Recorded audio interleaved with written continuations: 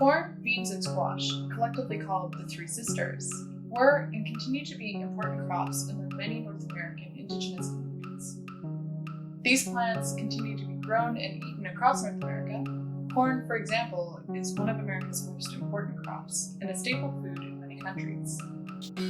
This modern reality was made possible by indigenous farming techniques and technologies which were shared with colonists, including at Jamestown. These early colonists wouldn't have survived without access to these crops or to indigenous knowledge. Today on Historia Nostra, we're making a Three Sisters soup to better understand the history of these plants.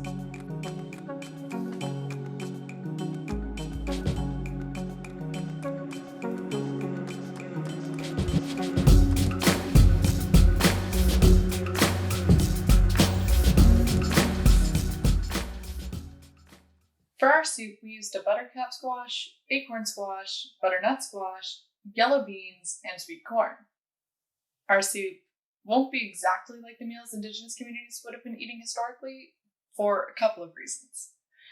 The first reason is that many of these plants have been modified or hybridized in the centuries since settlers first started growing them.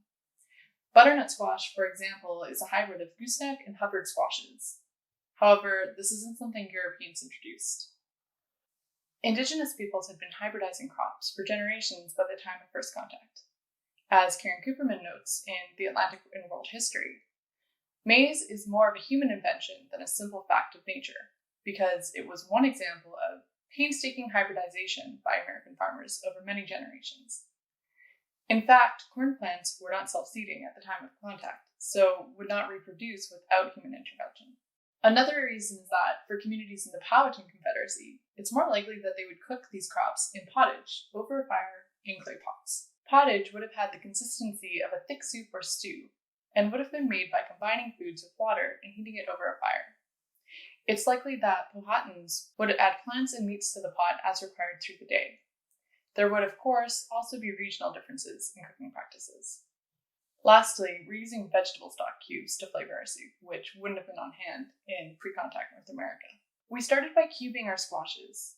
Winter squash like these were important to indigenous communities like the Powhatans because they could be stored and eaten through the winter months, when food supplies were scarce in Senakamaka, the name for their homelands. Historically, indigenous peoples grew their own squash, corn, and beans within the same area, planted in and among themselves. When Europeans first encountered this farming method, they thought of it as disorganized. As William Cronon explained, indigenous agriculture did not look, quote, very orderly to a European eye, accustomed to monocultural fields. Corn stalks served as bean poles, squashes sent their tendrils everywhere, and the entire surface of the field became a dense tangle of food plants, end quote. But this indigenous farming method was actually well suited to their environment.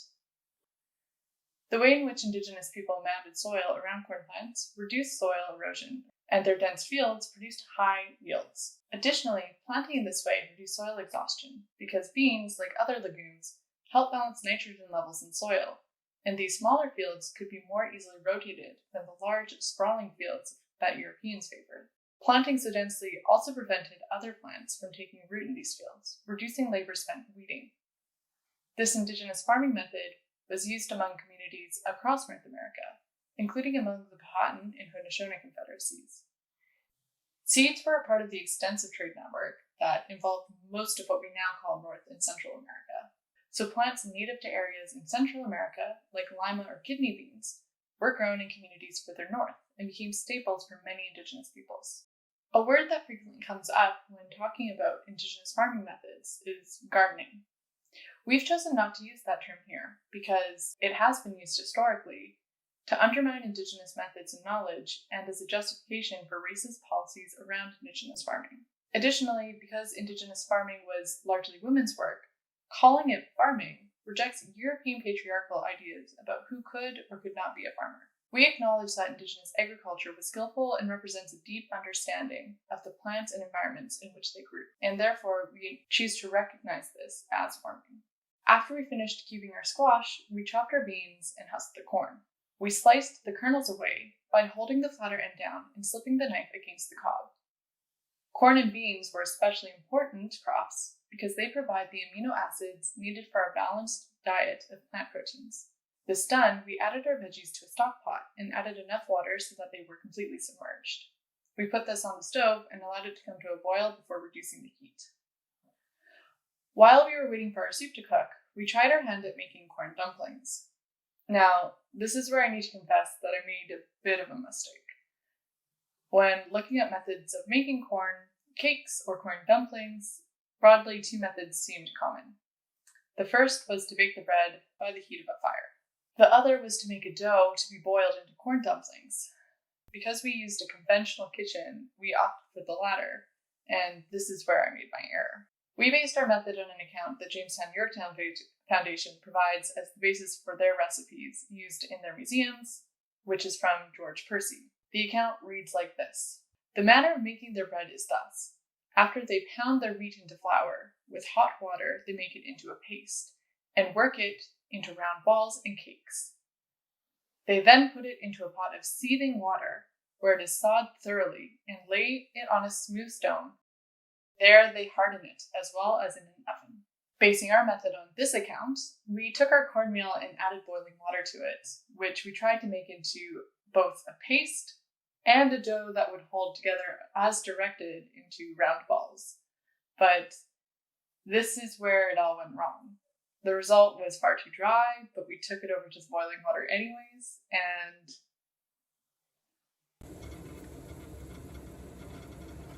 I'm just gonna hold it because I don't want it to sink. And it immediately evaporated.